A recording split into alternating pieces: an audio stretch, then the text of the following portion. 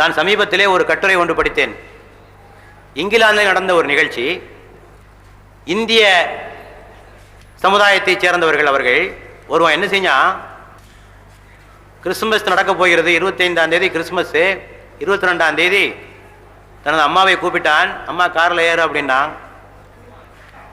ஒரு ஃபெஸ்டிவல் இருக்குது, விழா இருக்குது, நான் அங்கே உன்னை கூட்டு போகிறேன். அந்த அம்மாவுக்கு ரொம்ப சந்தோஷம்.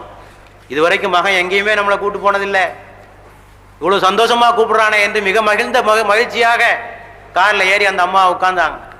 கார் போய்கொண்டே இருக்கிறது. நகர்ப்புறத்தினுடைய எல்லைகளை எல்லாம் கடந்தாகிவிட்டது.